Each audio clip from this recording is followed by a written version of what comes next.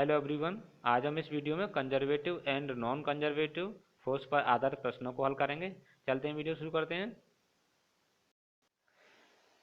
एक इसमें लिफ्ट दी गई है आपको, जो कि ऊपर की ओर टी तनाव बल से चल रही है।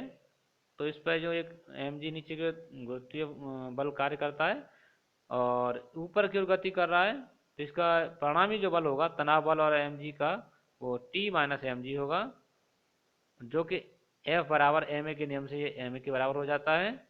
इससे T की वैल्यू निकालते हैं तो बन जाता है m, दोनों में कॉमन आ जाएगा, जब ये माइनस का है इधर ले आएंगे प्लस का हो जाता है, m कॉमन ले लेंगे तो g प्लस a बचेगा। तो g प्लस a इसका जो है फॉर्मूला बन जाता है। तो इसमें जब आप लगा देंगे तो आंसर निकलेगा आपका। देखिए किस तरह से, तनाव बल T बराबर 1000 m की वैल्यू हो गई, g की वैल्यू 9.8 होती है प्लस 1, ये इसका त्वरण है लिफ्ट का। दोनों को जोड़ दीजिए, कितना बना आपका, बन जाएगा 10.1। इसमें 3 जीरो आगे लगाएंगे मल्टीप्लाई के बाद, और एक जीरो ये पॉइंट से कैंसिल हो जाएगा, पॉइंट हट जाएगा, 2 जीरो आगे लग जाएंगे तो आपका बन जाएगा, यहाँ जो है 10.8 बना। तो अब हल करके आपको मिलेगा 10,800 यानी 10,800। 10,800 आपका ऑप्शन नंबर बी में है, ऑप्शन नंबर बी सही हो जाएगा। अगले प्रश्न में देखेंगे, सेम प्रश्न है, आपको यहाँ हल करना है। 250 m की वैल्यू है और t की वैल्यू आपको दे रखी है, यहाँ पे निकालनी है। तो g की वैल्यू 9.8 दे रखी है और a की वैल्यू आपको दे रखी है 3। इन दोनों को जोड़ देंगे तो आपका बनेगा 250 गुणा 12.8, 9 3 12 होते हैं। अब इसका इसमें मल्टीप्लाई करेंगे तो आएगा आपका 3200 बन जाएगा। ऑप्शन नंबर ए सही हो जाएगा इसमें। चलते हैं अगले प्रश्न की ओर। इसमें देखिए 0.25 kg की एक वस्तु ऊपर से नीचे की ओर गिर रही है।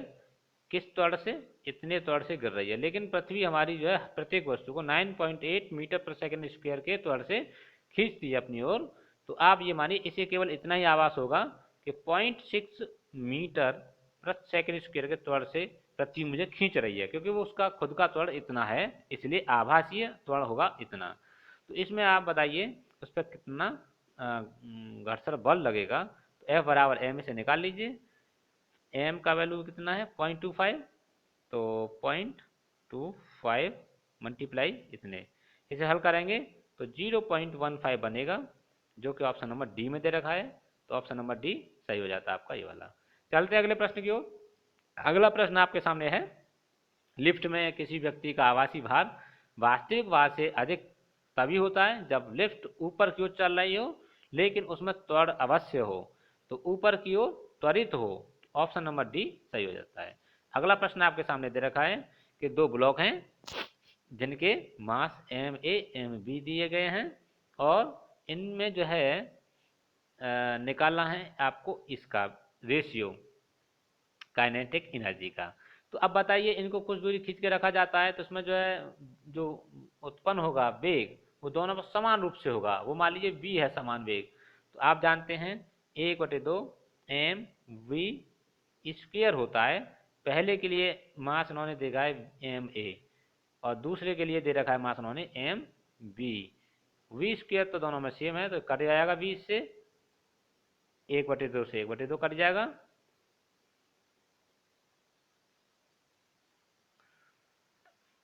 इन्होंने काइनेटिक एनर्जी का रेशियो पूछा, तो ये इसके बट्टे मान लेते हैं। तो M A upon M E बना, इसका जो है ऑप्शन नंबर ए सही हो जाता है। चलते हैं अगला प्रश्न आपके सामने। देखिए, दो प्रश्नों के बल नियतांकों का अनुपात इतना दे रखा है, ये दोनों पर समान कार्य किए जाएं तो इनकी जो है दैर्ध्य वृद्धि का अनुपात कितना होगा। 1/2 के एक्स स्क्वायर फॉर्मूला होता है, यही कार्य का बराबर होता है एनर्जी। तो इसमें जो है मान लीजिए ये वाला जो है 1/2 के एक्स स्क्वायर, और दूसरी के लिए कितना है 1/2 के 2 एक्स 2 स्क्वायर। यानी कि स्प्रिंग पर जो कार्य किया जाता है वो इसके बराबर होता है 1/2 k1 x2 स्क्वायर। पहली स्प्रिंग के लिए मान लिया ये वाला, दूसरी स्प्रिंग के लिए 1/2 से 1/2 कट जाएगा, हमें वैल्यू ज्ञात करनी है एक्स की। तो इसमें क्या करेंगे हम, इसे जो है के एक्स इधर ले आएंगे और के को इधर ले जाएंगे। तो चलिए देखिए, एक्स यहाँ ये 1 है पहली स्प्रिंग के लिए, ठीक है, ये 2 और 2 है। x1 बटे x2 की वैल्यू जब निकालेंगे तो अनुरूप के अंदर k1 upon k2 upon k1 ये बन जाएगा आपका। k2 अपॉन k1 बनेगा अनुरूप के अंदर। तो आपको पता है इन्होंने वैल्यू दे रखी है 9 बटे 16, तो ये 16 बटे 9 हो जाएगी। कितनी हो जाएगी? 16 बटे 9। इसे हल करेंगे तो 4:3 बनेगा। 4:3 कौन से ऑप्शन में है देखिए चेक करके, ऑप्शन नंबर सी में है, तो ऑप्शन नंबर सी सही हो जाता है। अगले प्रश्न में देखिए, एक स्प्रिंग को एल दूरी पर तान दिया जाता है तो इसकी स्थितिज ऊर्जा कितनी हो जाती है? 10। तो 10 जो बराबर है आपकी वो 1/2 के एल स्क्वायर के बराबर है, क्योंकि मैंने आपको अभी बताया था कि जो स्प्रिंग की ऊर्जा होती है वो 1/2 के एक्स स्क्वायर होती है। तो के की वैल्यू तो निकालनी है हमें, इन्होंने पूछा है, नहीं निकालनी। यहाँ इन्होंने एक्स की जो है जगह पे एल दे रखा है, केवल क्या दे रखा है? एल दे रखा है, इसलिए हमने जो है एक्स की जगह पे एल लगा दिया यहाँ पे।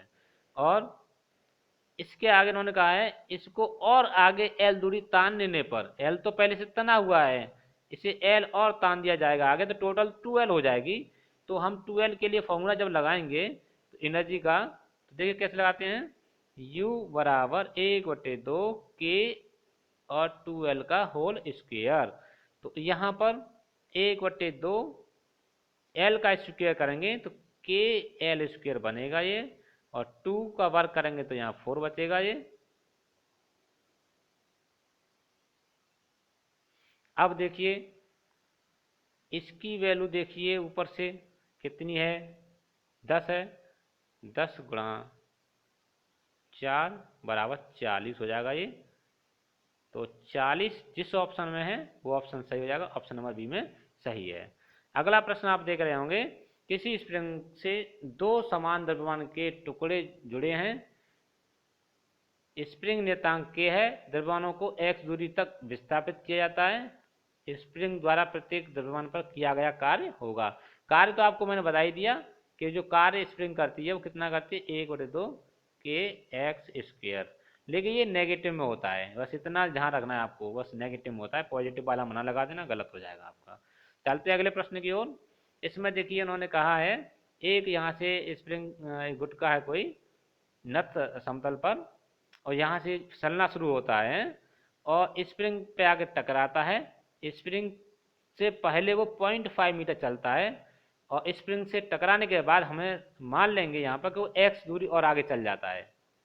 तो समझने की कोशिश करेंगे यहाँ पर कि ये जो है यहाँ तक तो 0.5 मीटर चला और टकराने के बाद स्प्रिंग को यहाँ दबा दिया थोड़ा सा, तो वो स्प्रिंग को दबाया कितना? केवल x दबाया है।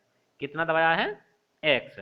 तो इसकी जो एनर्जी कितनी कम हो जाएगी? तो आपको देखना है कि हमें ये ऐसे करके हॉरिजॉन्टल खींचा है और हमने इस पर एक लंब यहाँ से डाल दिया जहाँ से ये खिसका था।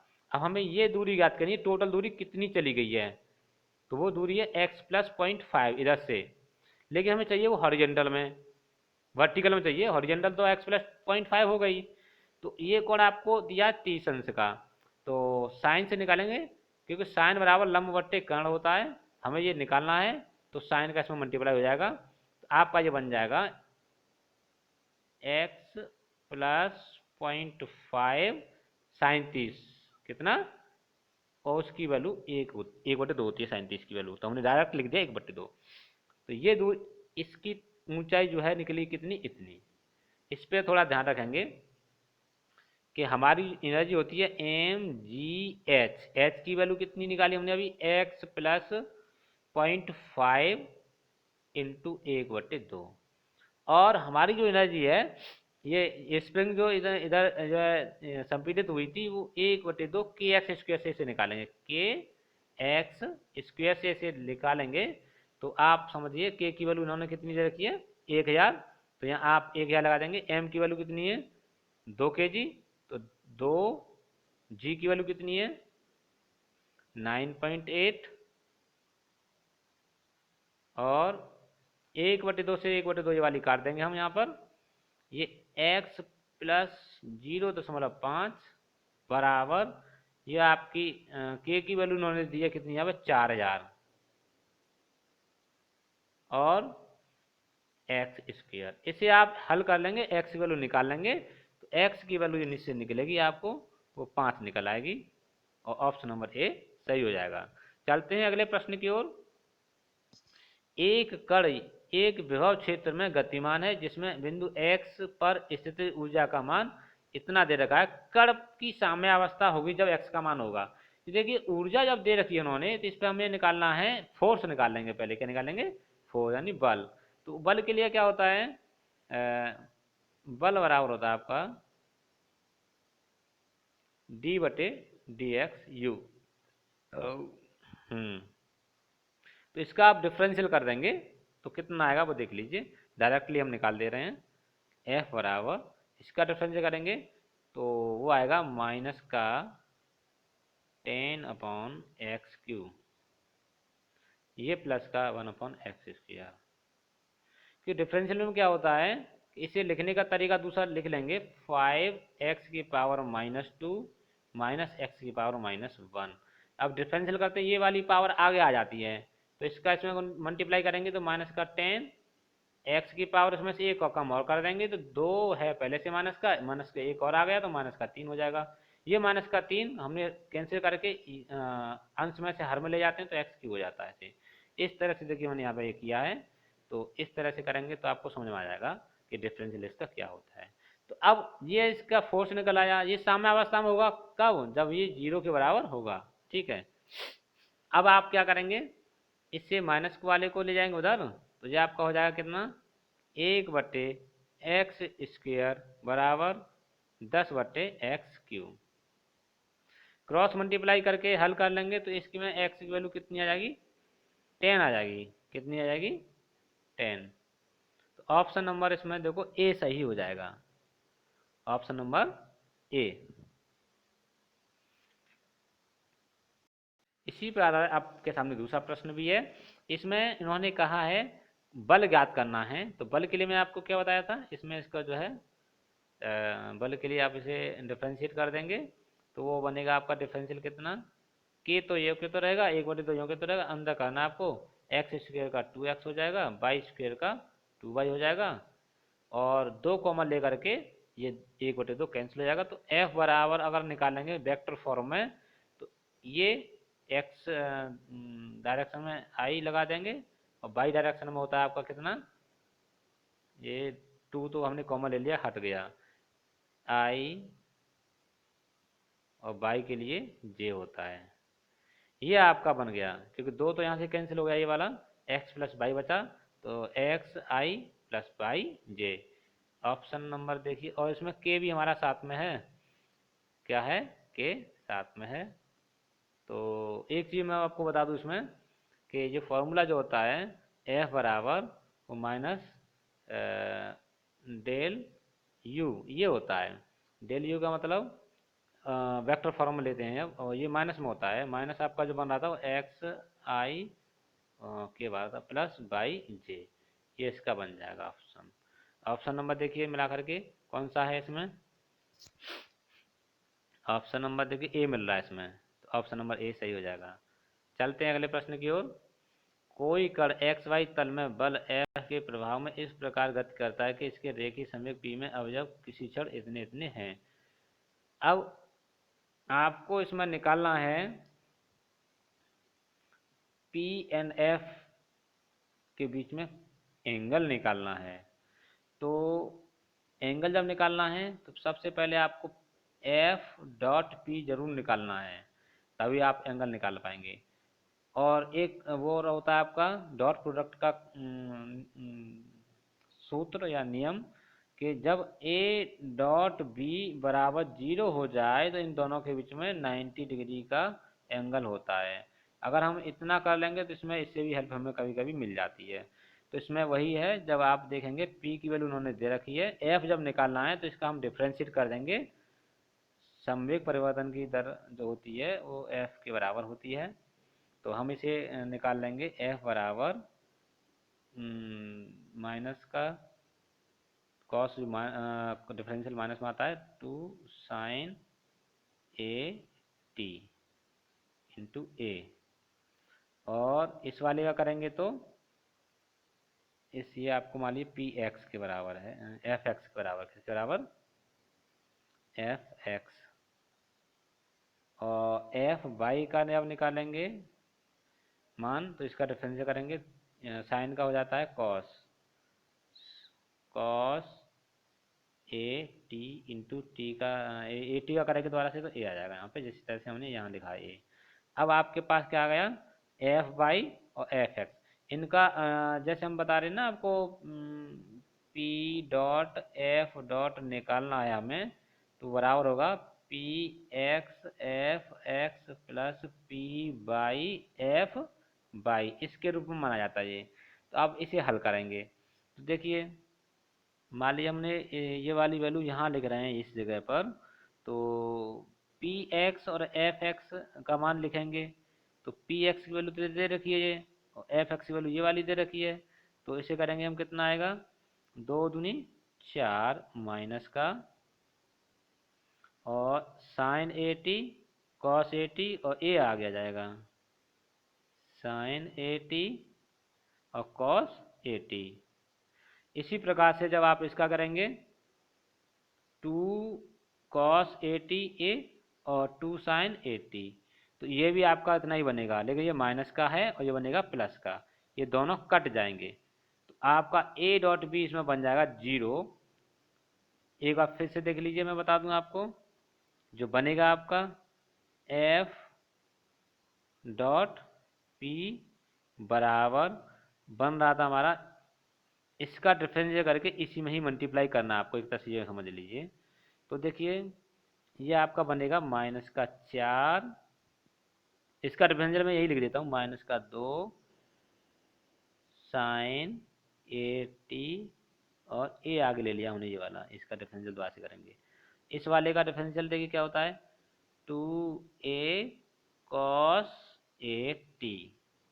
अब इन दोनों का गुणा करिए आप आपस में, तो देखो ये आएगा माइनस का 4 a sine A T cos A t. अब इसको गुणा करिए इससे, वो कितना आएगा, plus 4 a sine A T cos A t. ये माइनस की संख्या, ये प्लस की, दोनों कट गई, ये 0 हो गया, इसलिए इसके बीच में क्या होगा, 90 डिग्री का एंगल हो जाएगा। चलते हैं अगले प्रश्न की ओर। अगला प्रश्न है, इस स्प्रिंग स्थिरांक के वाले एक स्प्रिंग को 2 टुकड़ों में विभाजित कर इस प्रकार किया जाता है कि एक टुकड़े दूसरे के मुकाबले 2 गुना है। मान लीजिए स्प्रिंग जो हमारी 3L लंबाई की है, उसके टुकड़े इस प्रकार किए गए हैं कि एक L का है एक 2L का है, यानी समझ में आ गया होगा ये क्या कह रहा है, मुकाबले 2 गुना है। अगर मान लीजिए इस टुकड़े को कहें इसके अलावा वह 2 गुना है, तो इन्होंने बोला लंबे टुकड़े का स्प्रिंग स्थिरांक क्या होगा। तो ये आपका जो है स्प्रिंग स्थिरांक जो K होता है वो प्रोपोर्शनली 1/L के होता है, और हम कहें कि ये जो है इसका कितना भाग है, ये 2/3 भाग है, कितना है, तो ये अपोजिट में है प्रोपोर्शनली, तो आप इसे 3/2 कहेंगे। इसका जो है जो निकलेगा बल नियतांक वो 3/2 होगा, अपोजिट प्रोपोर्शनली होता है, व्युत्क्रमानुपाती होता है, इसलिए 3/2 के बराबर हो जाएगा। अगर पूरी 3L की बात करें इसके लिए तो K हो गया, अगर हम कहें इसके आधे के लिए 3/2 के लिए कहें तो कितना आएगा, वो 2K हो जाएगा, डबल हो जाता है। इसी हिसाब से आप मान लीजिए अगर हम इसे उल्टा कर दें, ये 2L के लिए, कितने L के लिए, 2L के लिए, तब के लिए आपका निकालेंगे, एक तरह से मैं आपको बता दूं, वो 3/2 हो जाता है।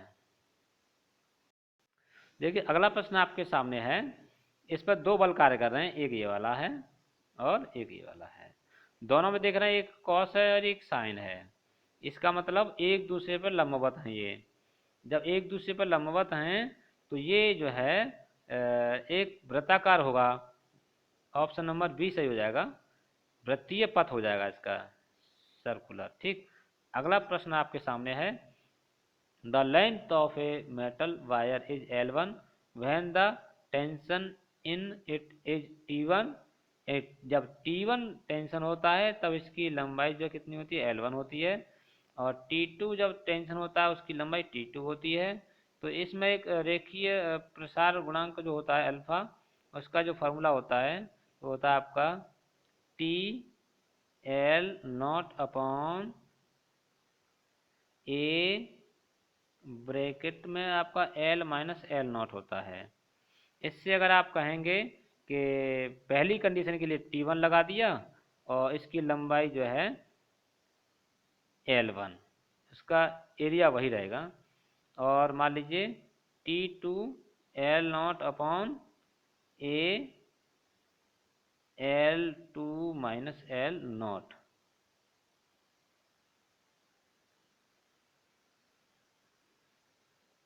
एल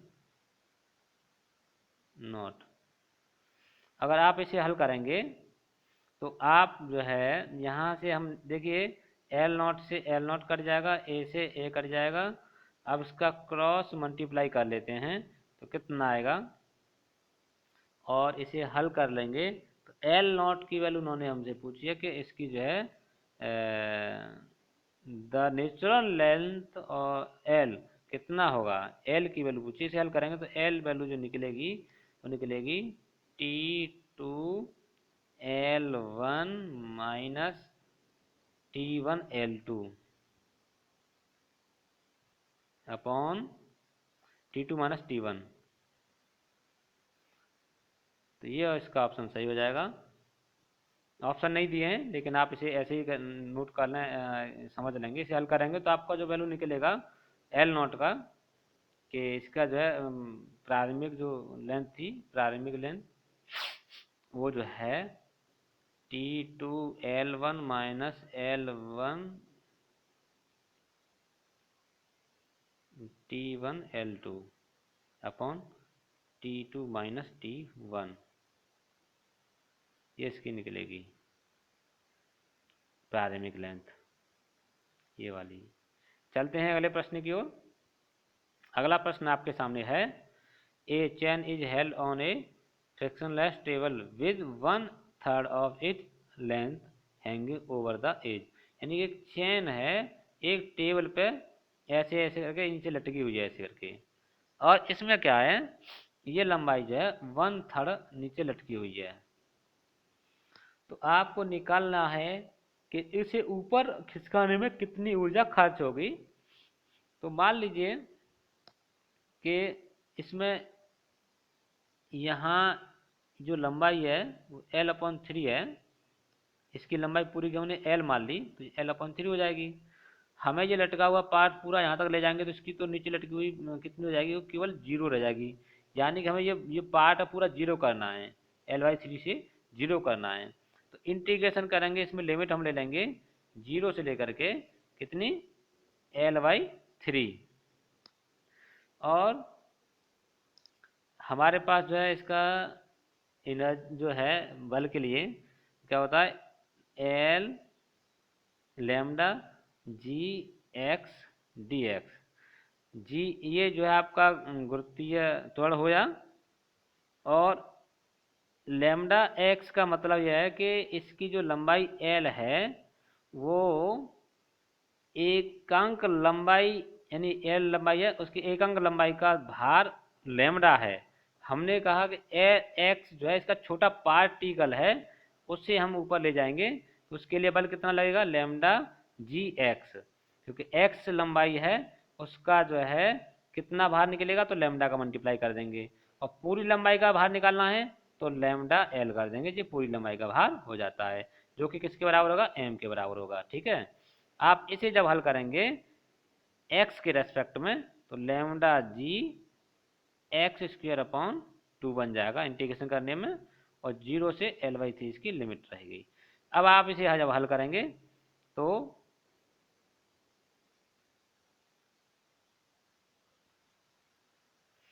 जब इसे हल करेंगे तो कितना आ रहा था हमारा,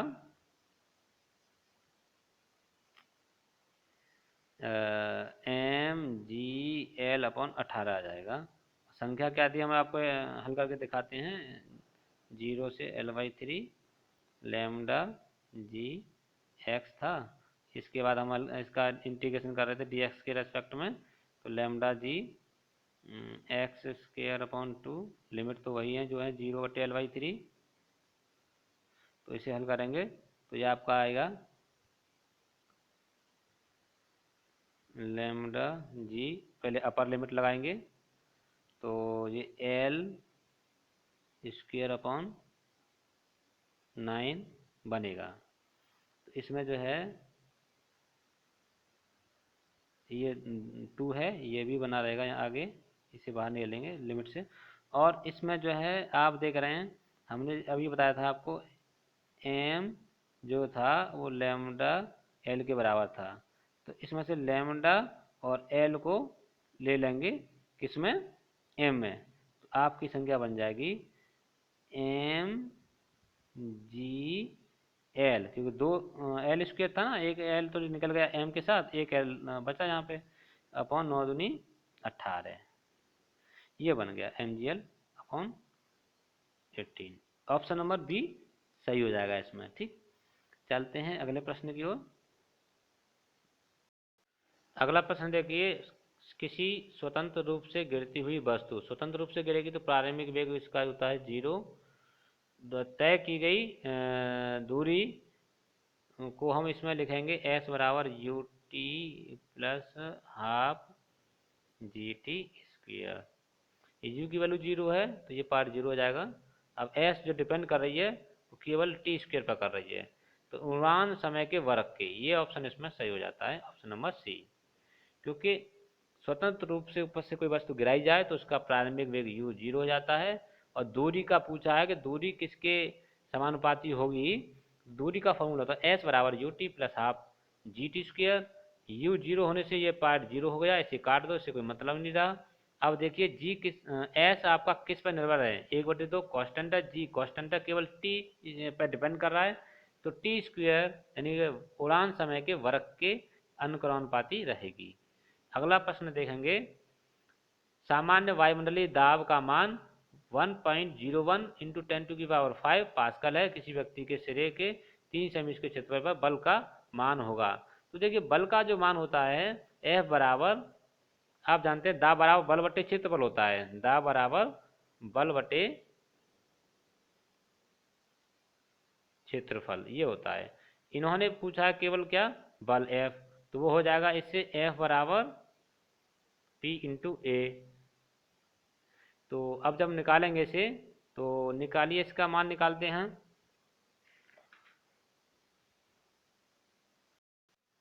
तो इसमें देखिए P की वैल्यू जो दे रखी है इन्होंने, पास्कल में दे रखी है, यहाँ पे लिख दीजिए 1.01 × 10⁵। ये आपका क्षेत्रफल देगा है 3 सेंटीमीटर, उसके बाद यहीं इसका वो है देखने का। इसे मीटर स्क्वायर में चेंज करेंगे क्षेत्रफल को। क्षेत्रफल को जब मीटर स्क्वायर में चेंज करते हैं सेमी से, इसमें तो माइनस की घात आपकी 4 लग जाती है, कितनी लग जाती है, 4 घात लग जाएगी। तो आप उसमें जो है ऐसे कर देंगे 4 घात माइनस की। तो अब इसमें देखेंगे 3 × 10⁻⁻⁴ हमने माइनस में ये लगा दी यहाँ सेमी से मीटर स्क्वायर बनाने में। अब ये 4 घात हैं, ये 5 हैं, तो यहाँ 1 घात बचेगी। तो 1 घात बचेगी, तो ये पॉइंट जो है एक आगे यहाँ आ जाएगा। तो आपका 10.1 × 3 बचेगा। तो इसका इसमें मल्टीप्लाई जब करेंगे तो कितना जाएगा, यह आ जाएगा आपका 30.3।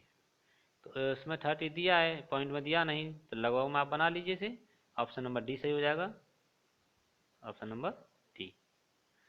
अगला प्रश्न आपके सामने है, there will be an increase in potential energy of the system in work is done upon the system by.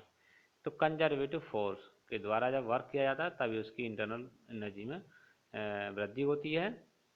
तो आप इसमें लगाएंगे ए कंजर्वेटिव फोर्स।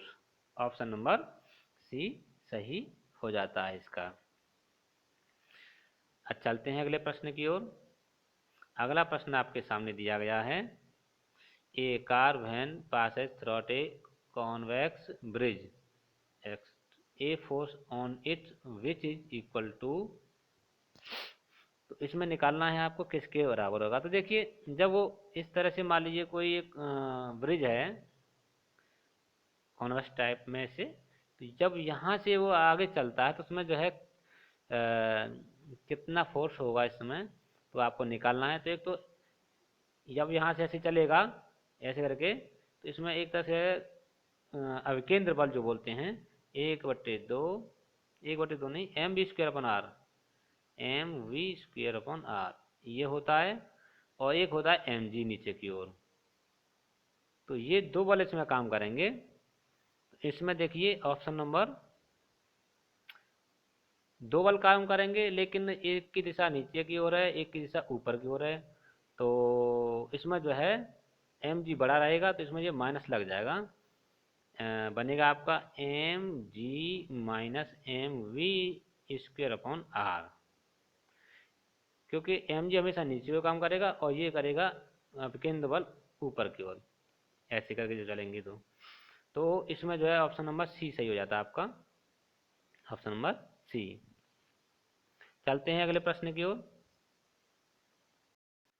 देखिए अगला प्रश्न आपके सामने है, if normal force is double then the coefficient of friction will be. तो देखिए जो घर्षण बल का जो नियतांक होता है, कोफिशिएंट ऑफ फ्रिक्शन, वो जो है फोर्स से कोई मतलब नहीं है, उसका जो होता है वो दोनों के रेशियो के बराबर होता है, अप्लाइड फोर्स और उस पर प्रतिक्रिया जो बल लगता है उसके।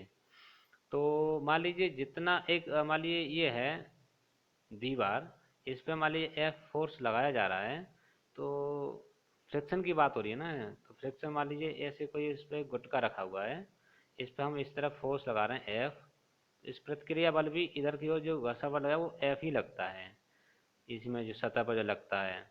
तो इन दोनों का रेशियो निकाल लेते हैं, वो होता है कोफिशिएंट ऑफ फ्रिक्शन होता है। तो ये दोनों सेम रहते हैं, सेम रहते हैं, तो अब मान लीजिए यहाँ 2 का फोर्स लगाएंगे, डबल कर देंगे तो इधर भी 2f हो जाएगा। तो कोफिशिएंट ऑफ फ्रिक्शन कितना हो जाएगा, इन दोनों का रेशियो निकालेंगे 2f/2f, तो काट देंगे, वो केवल उतना ही रहेगा, कांस्टेंट जो रहता है इसका, ठीक है। वो देखिए वो थोड़ा समझेंगे दोबारा से, क्योंकि इसमें जो है गति न होने के कारण में बराबर लगता है। जैसे मान लीजिए अपनी जगह पे ही है तब के लिए है वो, लेकिन अगर गति मान लीजिए हमने एफ फोर्स लगाया और इधर ये गति करने लगा, लेकिन इसके बीच में घर्षण बल कार्य करेगा, लेकिन इसके बराबर नहीं होगा, वो थोड़ा कम होगा, तभी तो इधर ये गति करेगा। अगर बराबर होता है तो अपनी जगह रहता है। इसीलिए जब गति इधर करेगा तो यहाँ जो लगेगा बल वो एफ से थोड़ा कम होगा, कुछ भी हो सकता है, मान लीजिए एन मान लीजिए, तो उसका कोफिशिएंट ऑफ फ्रिक्शन जो होता है वो होता है आपका F/n के होता है। तो इसमें जो है ये चेंज नहीं होगा, उसी के रेशियो में यहाँ लगता रहेगा, बल जितना लगा ले उतना ही यहाँ रहेगा वो। चाहे इस तरह से समझ लीजिए कि जो F होता है घर्षण बल, वो प्रोपोर्शनली प्रतिक्रिया R के बराबर होता है, अनुक्रमानुपाती होता है। तो अगर इसे हम कहें F बराबर जो होता है म्यू R के होता है, तो यहाँ म्यू की बात की गई है, म्यू एक नियतांक के है, इसलिए ये अब अनचेंज रहेगा, बदलेगा नहीं, क्योंकि ये कांस्टेंट के रूप में लिया जाता है गुणांक जो है, चाहे आप फोर्स डबल कर दीजिए या ट्रिपल कर दीजिए, इससे कोई मतलब नहीं है, वो आपका अनचेंज रहेगा। ऑप्शन नंबर ए सही हो जाएगा। चलते हैं अगले प्रश्न की ओर। निम्न में से कौन सा बल असंरक्षित स्वभाव का है। ये कूलाम, गुरुत्वीय, प्लास्टिक, इलास्टिक जो होती है, ये सभी कंजर्वेटिव फोर्सेज हैं, और यहाँ केवल घर्षण है, ये नॉन कंजर्वेटिव फोर्स है। तो आप इसमें ऑप्शन नंबर डी लगा देंगे, यह 2013 में पूछा गया है। इसी प्रकार से देखिए ये 2004 में पूछा गया आपका, नॉन कंजर्वेटिव फोर्स कौन सा है। तो देखिए इलेक्ट्रोस्टैटिक, ग्रेविटेशनल फोर्स, और एक ये वाला, ये तो आपके कंजर्वेटिव हो गए। विस्कोसियस यानी कि ये आपका होता है श्यान बल, ये एक तरह से घर्षण बल ही होता है। ये भी आपका जो है नॉन कंजर्वेटिव है, तो इसमें ऑप्शन नंबर सी सही हो जाएगा। एक और प्रश्न आपके सामने ये 2006 में पूछा गया है। तो कूलाम, ग्रेविटेशनल और ये वाला तीनों कंजर्वेटिव हो गए, ये आपका हो गया नॉन कंजर्वेटिव। अगला प्रश्न चलते हैं आपके सामने। देखिए, एक कण पर जिसकी स्थितिज ऊर्जा बिंदु आर पर यू है, बल एफ कार्य कर रहा है, एफ यदि एक संरक्षी बल है, तो इसमें जो है कौन सा कंडीशन सही है। तो देखिए, एक आपका जो है स्टोक्स का जो नियम है वो इस तरह से होता है, सी क्लोज इंटीग्रेशन है ये उसका आपका एफ डॉट डी आर। ये मैंने पिछली वीडियो में बनाया है स्टोक्स का थ्योरम वाला वीडियो, उसमें आप जाके देखेंगे, मिल जाएगा आपको। इसके फॉर्मूले के बारे में मैंने जिक्र किया वहाँ पे, एफ डॉट डी आर। तो आप यहाँ पर देखेंगे कि ये तो आपका कर्ल के बराबर होता है। कर्ल एफ जो है डेल क्रॉस एफ, और एफ डॉट डी आर ये जो है आपका कंजर्वेटिव फोर्स है, इसलिए तो ये जीरो होता है कंजर्वेटिव फोर्स के लिए। तो ये जीरो हो गया, तो ये भी पार्ट जीरो हो जाएगा। तो ये पार्ट होने का मतलब ये इंटीग्रेशन का जब डिफरेंशियल करेंगे तो ये हट जाएगा, जीरो का डिफरेंशियल जीरो हो जाएगा। तो कर्ल एफ बराबर जीरो, कर्ल एफ का मतलब डेल क्रॉस एफ बराबर जीरो। तो ये नोट कर लीजिए आप, संरक्षी बल के लिए डेल क्रॉस एफ बराबर जीरो होता है। ये प्रश्न आपका 2013 में पूछा गया है, ये 2001 में भी पूछा गया है। एक प्रश्न और देखिए आपका 2009 में भी यही सेम डिक्टो प्रश्न पूछा गया है, संरक्षी बल के संबंध में कौन सा सही है। तो डेल क्रॉस एफ के बारे में आप यहाँ टिक कर देंगे। एक और यहाँ देखिए आपके बारे में यहाँ दिया रखा है, from which of the following conservative force F, conservative force F के बारे में पूछा गया, can be represented where small have usually meaning. तो इसमें भी आप देखेंगे एफ बराबर ग्रेड यू होगा आपका, ये वाला ऑप्शन बी सही हो जाता है यहाँ पे। जैसे हमने अभी पिछले प्रश्नों में कुछ हल किया था कि जहाँ हमने कहीं एफ निकाला है तो माइनस डेल यू लिया था। क्या लिया था हमने? डेल यू, वो यहीं से लिया गया है, माइनस ग्रेड यू, डेल को मतलब हम कहते हैं ग्रेड यू। तो ये ऑप्शन आपका बी सही है। तो आज की वीडियो में बस इतना ही, मिलते हैं अगली वीडियो में। जब तक बने रहिए हमारे यूट्यूब चैनल मैथ विद गौंडीलाल पर। Thank you for watching this video.